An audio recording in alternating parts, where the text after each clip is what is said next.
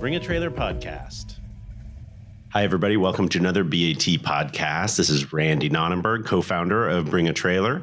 I'm here with a super special guest today, Kenan Aksular from ImageStreetClassics in the Netherlands, in Amsterdam. He's visiting all the way from Europe here in California. He's at BAT HQ today because he's headed to Monterey for a bunch of car activities.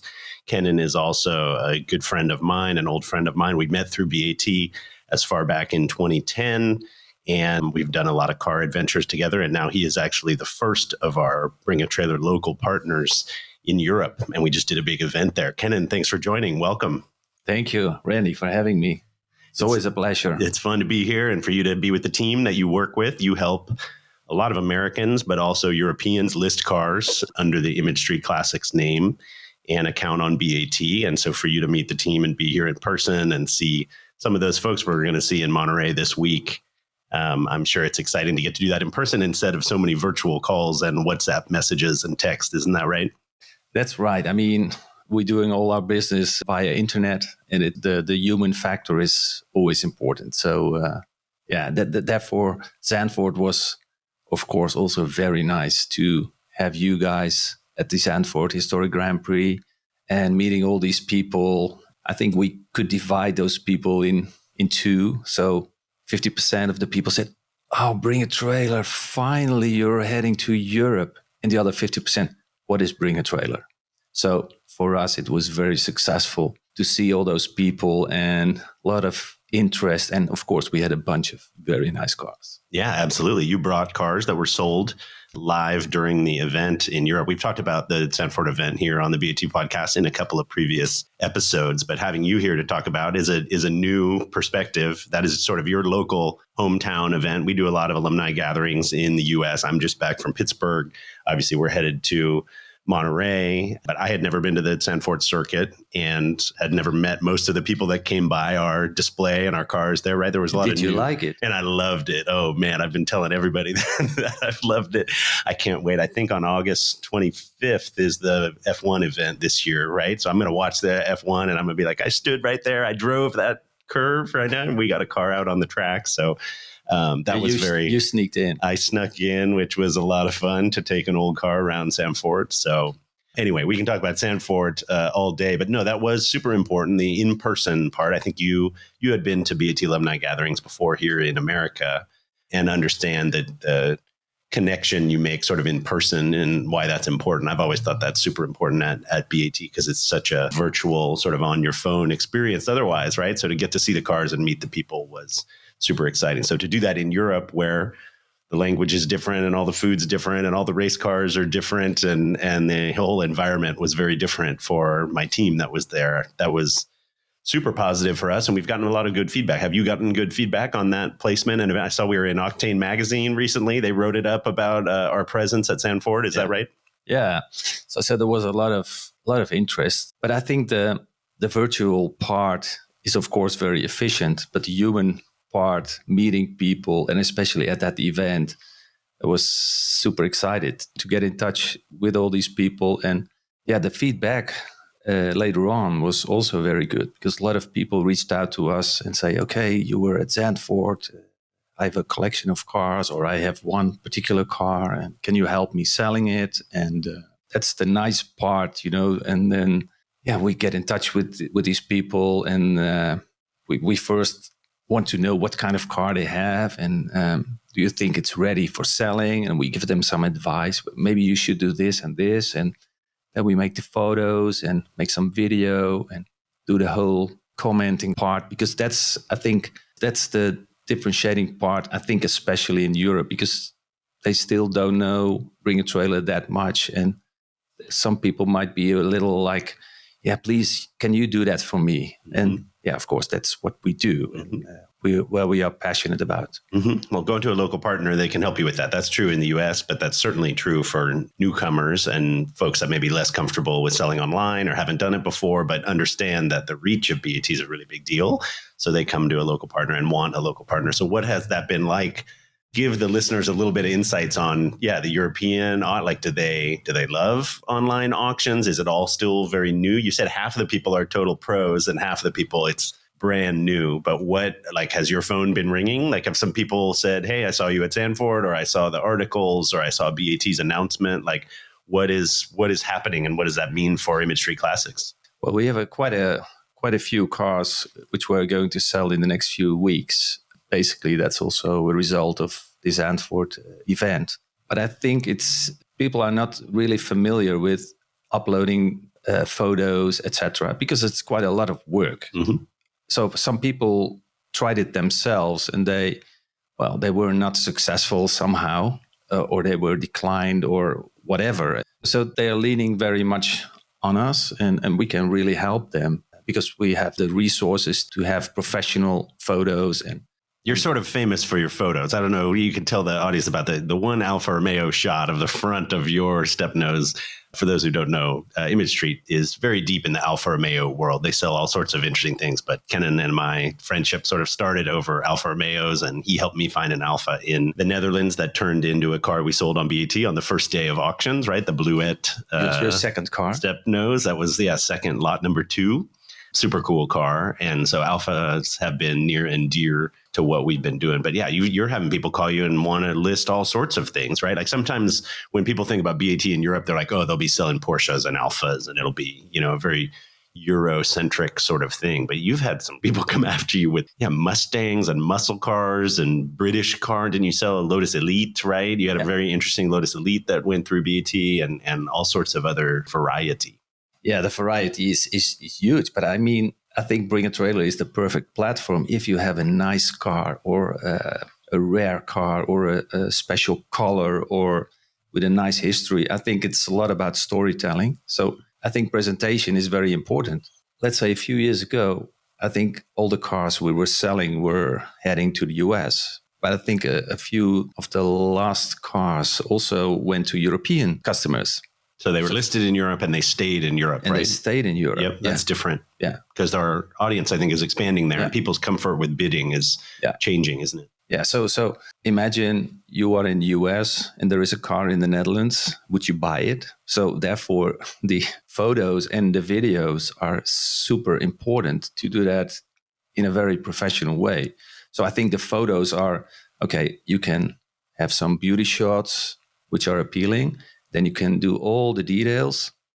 And then the video is about, okay, the potential buyer will think, wow, that's a great sound. I want that car. Mm-hmm. And my customers, they want to have that kind of service. So we can help them with it. And what I mentioned before, some cars are not ready to sell. So then we give some advice. Like, for example, I have this very nice Giulia coming up with these very ugly wheel studs. So I said, hey, come on. We should invest in 16 brass wheel nuts to put them on. It looks so much better on the TZ wheels. Mm-hmm. So those are these tiny details which make a car stand out more.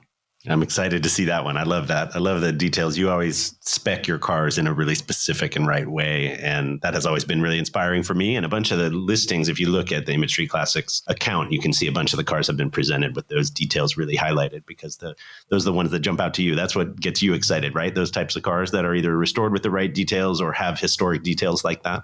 Yeah. So original cars, I mean, but that's, I think, common sense. Like, a special car, a one-off, a limited edition.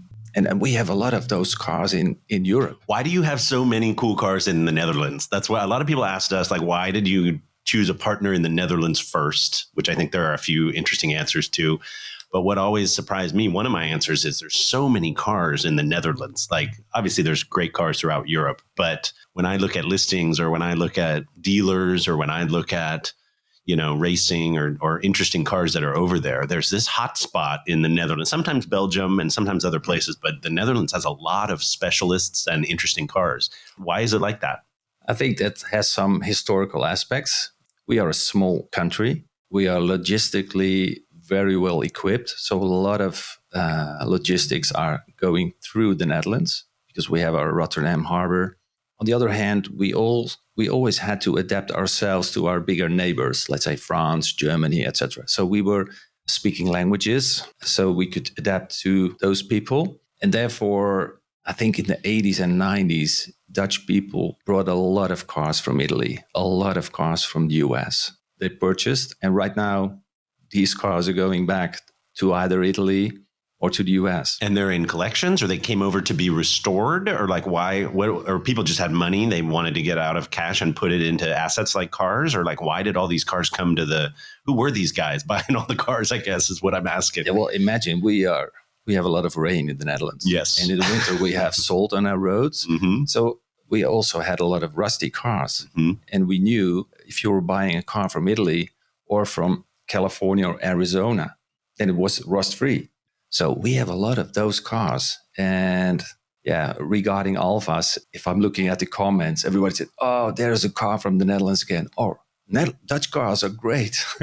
They are, and they have a good reputation now, right? Because the cars that were there for decades and decades on the salty roads obviously are not great, but the cars that have been brought in or restored or cared for in these collections, you've toured me to several collections in the Netherlands, right? When we've been traveling there together, and I'm like, man, how do these guys have all these cars? It does, again, I mean, not to downplay it, but it sounds like it's a smaller country. It's not, it's not in the Alps where everybody drives these sports cars. I mean, it's farmland. 18 million people. So there's 18 million people. So there's enough there that there's good services and good talent around the cars. You've taken me to some people doing restorations. It's amazing. Yeah. So I think because there were so many of these cars imported in the 80s and 90s, there were also a lot of new companies established which did restorations of all kinds of brands. And I also see some people from Belgium going to Dutch specialists, car specialists, to restore or to repair or to enhance or tune cars. So yeah, I think the Netherlands is quite a good spot where you can buy, maintain, restore cars. Yes. Yeah. And you offer, and you talk about languages. That's the other thing that I've noticed. Obviously, people can hear on the podcast that your English is pretty much perfect. And most people, I would almost say, in the Netherlands have that ability to converse and are digitally minded. They're sort of ahead of the game a little bit, right? Like you and I have also gone to some small towns in Italy, like looking at cars for sale or whatever. And I'm still trying to buy a car that's in Italy right now. And the guy speaks no English, doesn't really have interest in English. And we've got like a middleman helping and all this sort of, it's very complex. But you go to Netherlands and you see an interesting car that's for sale over there, and the person speaks English and they're with it and they understand international dynamics and business. And you've introduced me to many parts of that. So that sort of answers the question from our side of why are you doing a partner in the Netherlands? It seems like a very strategic location. So I'm glad that you're our guy there. We have a lot of traffic also from Germany. And I think culturally, you had this TV series in Germany, which were subtitled.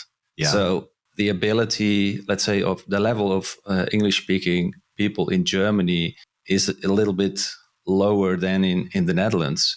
So we are very able to help these German collectors as well. And they are coming to us with great collections. So we are very happy to have these as well. And Belgium people, I mean, we speak Dutch and French and German. So yeah, that's cool. That's part of it. Yeah. And it's really worked well so far with the cars that you've had. And then you've helped many, we talk about Americans. So you've sold a couple of Alfas into California. I forget how many listings it's up to on ImageStreetClassics now, but it's 20 or 30 or that you've done so far, and many more to come, which we're seeing. We just saw 4 of them at the Zandvoort event that ended up selling. Those stayed in Europe, but those were some pretty exotic cars, right? The Tomaso Vallelunga and the Bizzarrini, little 4-cylinder Bizzarrini was an interesting car.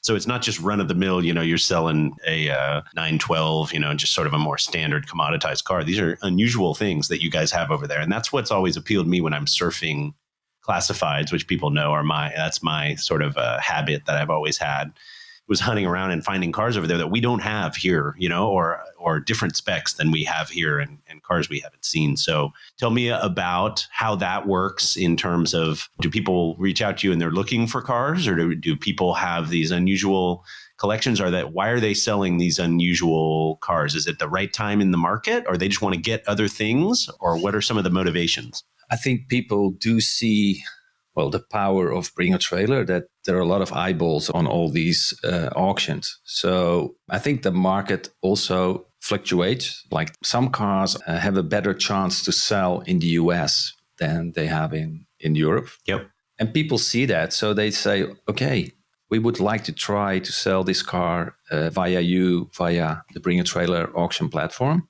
And since you are now in Europe as well, there are a lot of European watches as well. So you have the chance to sell it to the US, or you have the chance to sell it in Europe. I even sold a Lancia to New Zealand. Wow.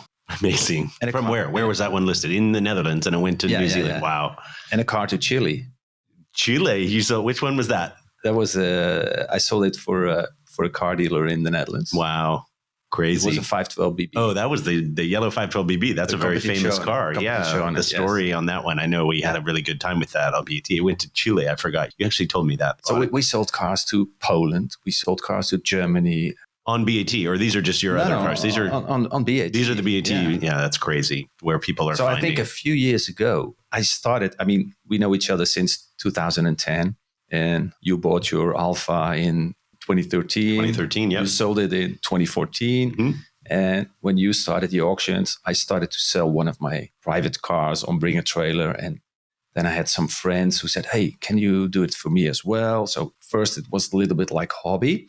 And let's say 1.5 years ago, I decided, well, let's do this professional. And what's nicer than turn your hobby into your work and have fun and meeting nice people and travel and going to Germany and you don't know where you will end up and you meet this great collection and nice people. And now I'm here driving a Falcon tomorrow. That's right. We're having some fun driving cars in California. I'm finally turned the tables. So I used to come to Netherlands and we'd drive over there and have a bunch of fun in Europe. But now you're out here and meeting some of your clients. I think some of your buyers are going to be in Monterey this week, right? Exactly.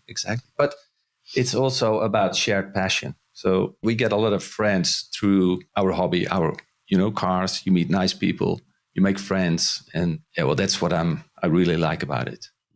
Yeah, that's where our friendship has come from. And we've had crazy adventures driving around different places. Targa Florio. Yes, we did the Targa Florio event together in an Alfa, naturally, and did some driving over there. That's when we saw some of those. And then we had this customer of mine who purchased a Giulia with a very fast engine. And he also participated in Targa Florio. That's right. And my car had a race engine with too high compression ratio.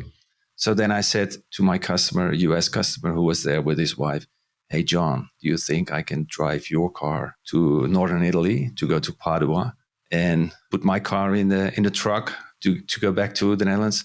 And then John said, hey, sure. So we drove back in John's car with a very new and fast engine. So, that's also... Those things happen, right? Yeah. With old cars. Yeah, so cool. Yeah, you have to improvise a little bit. So if John listens to this, John, thank you again. Mm-hmm. No, we should be thanking him. He got us home in that thing, right? Ours, I don't know if ours was going to get us home. And that particular car we drove in has a brand new engine. I will list it. It's coming, right? To BAT? Yeah. I have to do some tweaking about it, but it has a new engine, everything. So I will list it in, I think, September or October. Fantastic. That's exciting to hear. I like that car. We spent some time in that car. So you've had a lot of cars go through your inventory, but doing it full time for the last 1.5 years is very exciting. Obviously, you've been able to focus more on it and have your facility and have your presentations you're doing on these cars. The ImageStreetClassics name has always been interesting to me because I think you came from a background of presentation, right? Photography and presentation. That was going to be your specialty, not knowing this would turn into a dealer and partner of sorts, which is what it is today. Is that right? Yeah, we started basically with a friend of mine. He worked for BMW and for advertising companies.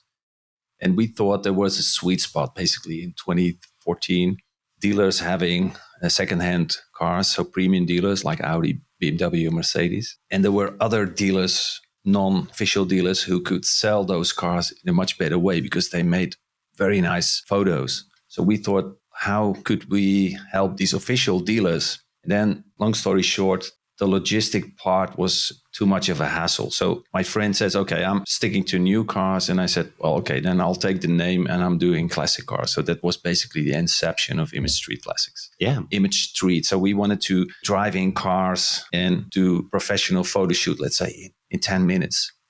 So we could do a lot of cars in one day. Which would be good for a volume sort of modern car, but for classics, it doesn't take 10 minutes, does it? So we prefer to do the photo shoots outside. Mm-hmm.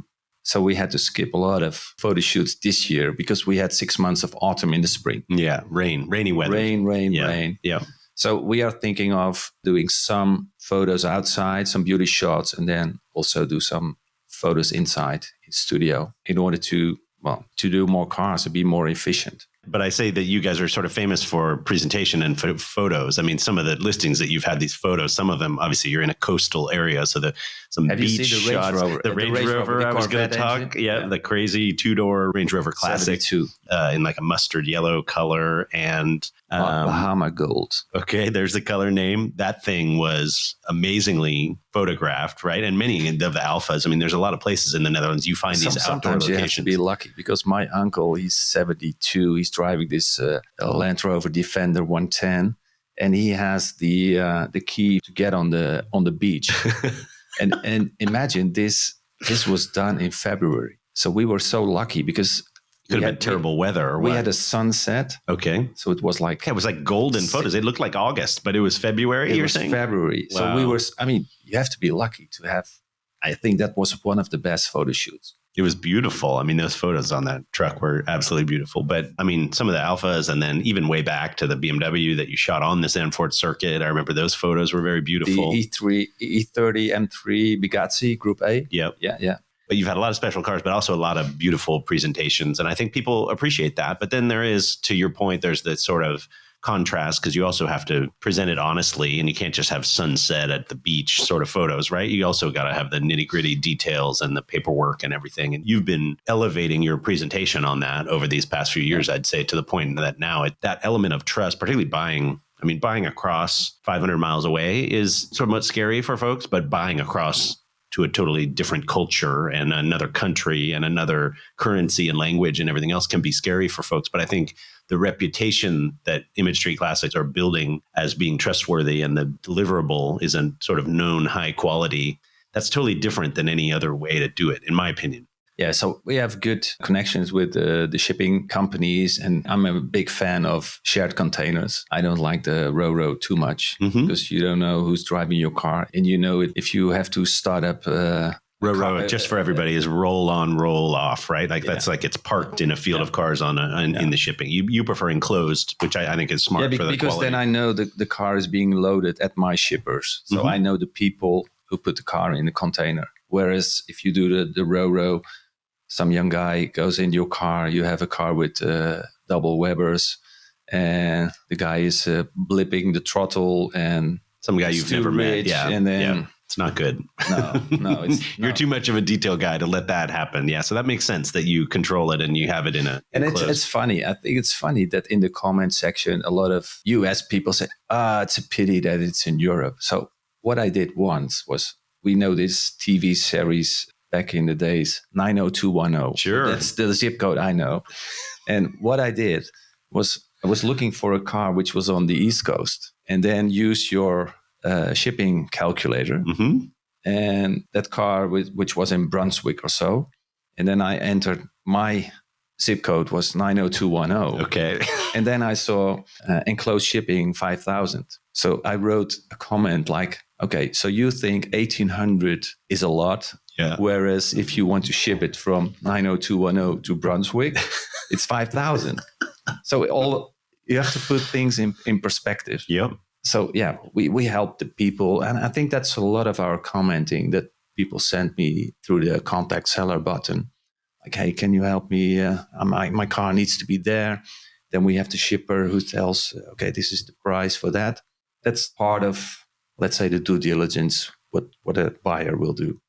And that sometimes can be a resource for people with cars, not even in the Netherlands, right? I mean, a lot of cars that we're talking with people in Germany and in Italy and whatever are shipping it to the Netherlands to then go across the Atlantic.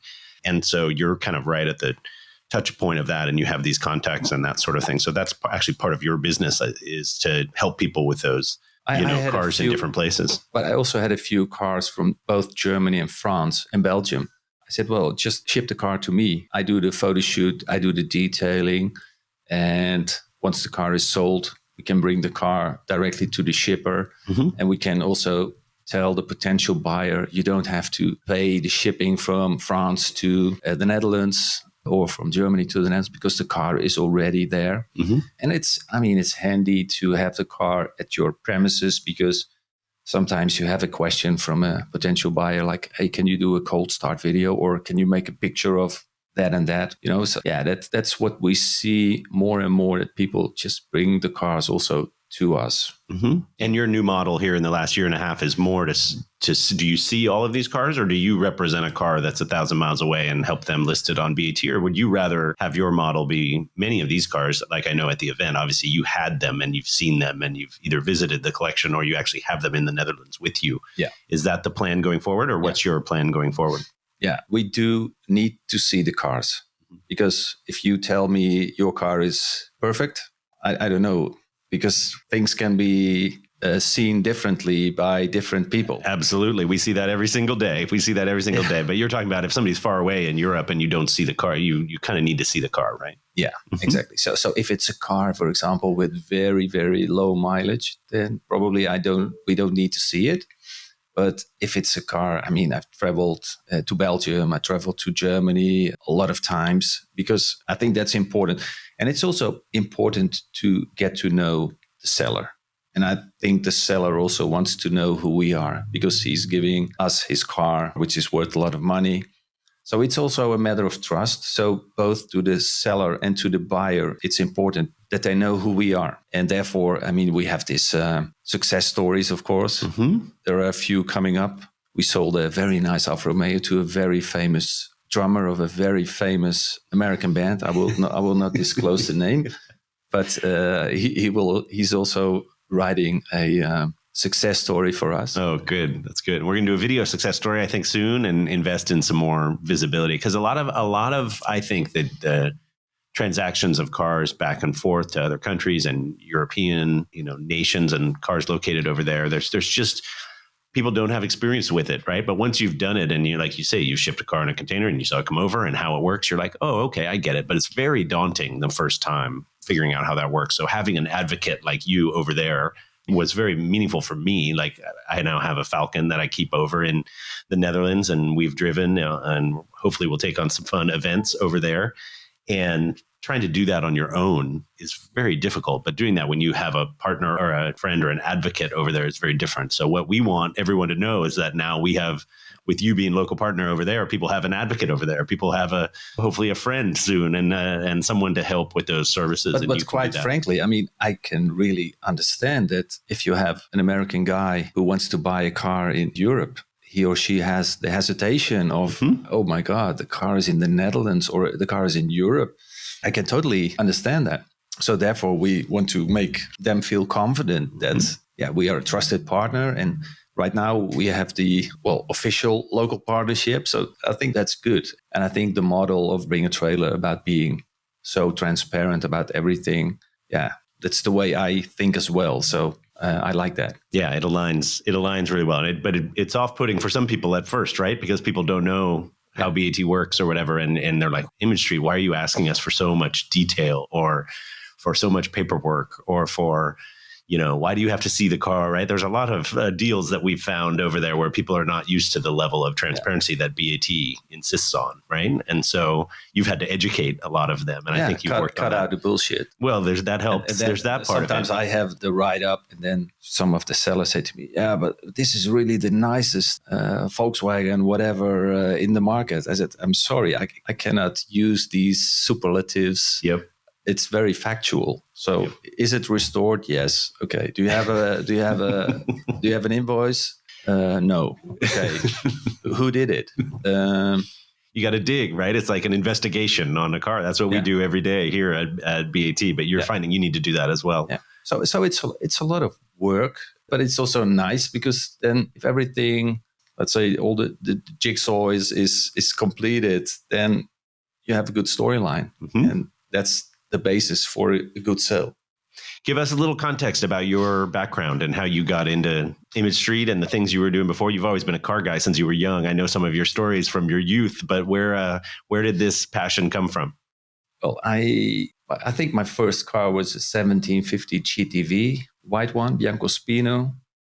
I bought it when I was 17, and in the Netherlands, you can only get your driving license when you're 18. So I bought it when I was 17, and paid 300 guilders for it. Wow. And of course I had to repair the sills. So it had a shale sports seat in it. So I traded the shale sports seat for fixing my sills. Okay. Then I repainted it. It had yellow headlights. And then I did some joyriding in it before I got my driving license. Okay. And when I finally got my driving license, I drifted it onto a tree. And every time it's in where my mother lives, in Bergen, in the Netherlands. And sometimes I drive past this tree and it still has this very big, how do you call it? Like a mark or a scar. It has a scar on it. Big scar. It's still there. Is that right? It's still there. Ooh, I didn't know that. And basically my first job was at a leasing company, car leasing company, which were doing classic cars. So at that time, you had a kind of a tax addition onto your salary, and for the classic cars, it was based on the initial list price. So Jaguar Mark II was like 4,000. Which was cheap. Which was cheap. Mm-hmm. And then we restored the cars and the CEO could buy the car back after 3 or 4 years. So I worked a lot in these leasing companies, and finally I was responsible for the innovation department. And in 2010, I headed to Tesla in Silicon Valley to do the first deal for the European market. And that's when I reached out to you, because I was reading Bring a Trailer since 2007. Mm-hmm. And I thought, wow, all these nice cars. So I reached out to you and say, hey, I'm in Hotel Vitale in San Francisco. Shall we have a drink? Because I think we have the same taste of cars. And in 2014, I started my own company. I worked for BMW. I worked for Sixt. I worked for real estate and mobility, and always buying cars, fixing cars, mainly Alfa Romeos. I have a TR6 modified. I have an old Harley Davidson. I think my nicest car is a Giulia Sprint GT and Azzurro Spazio. And I have a 64 Giulia in the same color with Auto Delta seats and magnesium wheels and GTA gearbox and everything. So those cars are 64, 65, same color, Avens on it, the CR6 EZ. And yeah, I have a bunch of other Alfas, which I'm going to sell, but some you're going to keep, I think, right? Some are not for sale. Yeah, some are from your personal. And that TR6, you put a BAT banner on that TR6 way back in. I gave you a sticker for that car. When was it? 2012, 2013? Something like that. Yeah. I own that car. I bought it in Seattle. It was originally sold in San Francisco. Oh, wow. I bought it in 92. But British. I mean, you've been talking Alfa, your first car, all this stuff. Why'd you buy a British TR6? Well, my mother's friend, he was in India. He met this guy from Seattle. It was a Dutch guy. Did you say in India? India, yes. Okay, you're very international, man. It always blows me away. I think he was in yoga or whatever. Okay. Anyway, and then I got his phone number through my mother's friend. And I reached out to him, and he sent me by mail. He sent me some photos, like glossy photos, like printed photos. Yeah, okay. Yeah. And there was this TR6, and he also had this Giulia 101 Spider. But that one looked dodgy because I was an Alfa guy. But I thought I have to do a lot of work on the Alfa, and the TR6 looked very straight, So then I bought the TR6. Wow. Blind, like you hadn't seen the car. No. You just saw the photos. No, basically I did the same. I bought a car from...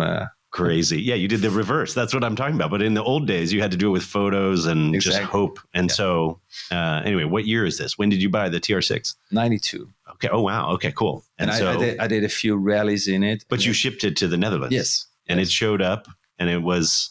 It was like good. Kind of stuff. I mean, right now it's a real hot rod, big engine and, alloy wheels and all this sort of stuff. But is that how you got it, or you got it with stock? It was totally stock, and I did the race course in it. Okay. Race course meaning what? Driving education. On Zandvoort. At Zandvoort in the TR6. Yeah. Okay. And in 2008, I thought, well, let's do a repaint. And then it turned out to do a total restoration. Okay.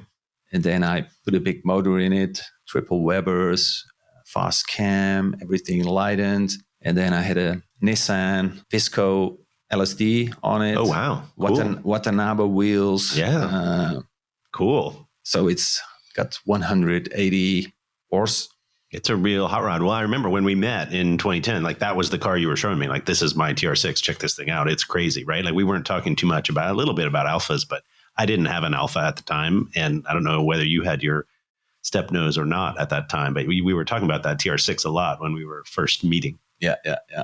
And then I got to see it when I came to Europe. So anyway, very, very cool car, and paints a picture of kind of some of the stuff that you're into. But now so many cars have gone through your inventory, like your experiences, German stuff, Italian stuff, British. It's kind of all over, which I love, because I think, and I warned you, right? Once we do this and we announce you as the local partner, like the phone's going to start ringing with weird cars. People are going to have weird cars, and you have to be comfortable with that and figure out how to talk to them about that. Yeah, so it's so much fun. I mean, I think in an hour I'm heading to a little south to drive in a GTA. A guy invited me to, but it's all because of this, meeting so many people on both sides of the pond. Mm-hmm. I love it. Yeah. And there's going to be more and more. So we're excited about that. But yeah, so tell us a little bit about what the future holds for you and ImageStreetClassics. Obviously, we did this event that many people were asking, are you going to come to Zandvoort again? So we're kind of planning what next year's going to look like. You're going to add the pressure right now, the pressure pitch on the podcast. I hope we can do it again next year, or pick another event. We're at least going to do some events in Europe next year. And so we're putting the calendar together, and we want to collaborate with you to do that and invite people to see the cars and have some fun over there. So we'll do that. But tell me what else is happening here till the end of the year for you and for ImageStreet. Yeah, so I think the most important thing is to get the photo shoots a little bit more efficient, because we have a lot of interest and a lot of people who want to sell the car via us. So we are working on increasing our photographer base. Mm-hmm. So we need a photographer, because you don't shoot the camera and shots yourself. You hire other pros that in the Netherlands, correct? Yeah. So I'm working with a couple of photographers now, but we also need photographers in Germany, for example, or in Belgium, France. Working with freelancers as well, in order to get more and more cars onto the Bring a Trailer platform. Mm-hmm. Because you go see those cars in person, but you then need to meet up or bring a photographer sometimes those cars are in a collection, and you go photograph them on site. Is that right? Yeah. That's what you did with the cars before they were at Zandvoort. I remember the photos were in a garden in Germany or something, right? Yeah. Exactly. So, I mean, when growing bigger, some things you can't doing yourself anymore. Mm-hmm. So therefore, probably we need to have the cars at our facility more, instead of we are going to the customer to do it in a more efficient way. But until now, I was at every photo shoot. Mm-hmm. So, we do it from this angle. And of course, we have very professional photographers who love cars, because you need to love cars or know cars in order to shoot them in the right way. I mean, you can't have a bird photographer shooting a Bizzarrini. Yeah. It doesn't work. They don't know how to capture the magic. The angles. I think it's very important to have these perfect beauty shots, and of course the details. But when you Bring a Trailer, the first photo you see, I think that's very important. Absolutely, right. That's what captures people's imagination right off the bat. So photography is certainly important. I can tell by the way you're talking about it. You're very passionate about it, and I've seen you do it. You sort of art direct. Even if you're not the one pressing the button on the camera, you sort of art direct what the car ought to look like and where it ought to be in the setting and that sort of stuff. And that's of high value. I think that's a big value. And you've seen other partners, obviously, in the US do that in ways that that's like their identity now, right? I mean, the mountains behind, or the studio shot, or the whatever. Well, Anthony of 1600 Veloce, he was also at this Zandvoort event. Mm-hmm. I mean, I love his... the driving shots. The driving videos. He has the driving shots. Motion photos. That's very important. Mm-hmm. But on the other hand, you also have to take care, because you cannot exceed the speed limits. And on the other hand, you want to show the people what the car is capable to. In a video, you mean? In a driving video. Yeah, there's a lot of comments about people's opinions on the driving video. You should have shifted here. You should have gone, drive it faster, right? Yeah. I mean... that's where you create the emotion with videos, with good videos. Mm-hmm. For example, I think the Land Rover, or the Range Rover with the Corvette LT1 engine, I mean, that sound of that car was amazing. That's what we have to capture. Mm-hmm. Absolutely. Well, great. Thank you for enlightening us a little bit as to what's going on in Europe. I'm super excited to do more events and seeing more cars come from your account. I'm subscribed to ImageStreetClassics. Tell people where else things are. I know you do a lot on Instagram, a lot of marketing on Instagram and amplification of your listings. Where else can people find you? On Instagram at ImageStreetClassics. But maybe you can tell the people how they can subscribe to the ImageStreetClassics account. Yeah, absolutely. I mean, I because follow. We have a lot of cars coming up, Okay. A lot of very nice and special cars. And getting an alert on that is really great. Yeah, obviously going to any car that they're listing, you can click on the little bell next door to the name of ImageStreetClassics on any listing, or you can go to his account page and then you can subscribe there. You can do that really easily in the BAT app. You can also do it on the web view of BAT. So I do that, and I'm waiting, man. And the next one that you get that comes up, I will get it straight to my inbox in the morning, which is sort of a clever shortcut. So, but you already have a lot of subscribers on BAT. And again, I think that's largely due to your presentation and the reputation that you've started to build, which is really great. So we're super happy to have you here in the office. We're going to be spending some time together this week and traveling to Monterey and driving some old cars and going to a few of the different events. This is your second Monterey in a row, so you're kind of a regular now. You know where to go and how to get good parking spots everywhere and that sort of stuff. Well, thank you for having me. Yeah, well, we're very happy to have you here. It's fun to have partners everywhere and to have friendships that come out of it. And thanks, everybody, for listening. Hopefully this gave some good context into our local partners and our European offerings and efforts. And if you have any questions, reach out to Kenan at ImageStreetClassics or us here at BAT. We'll see you next time.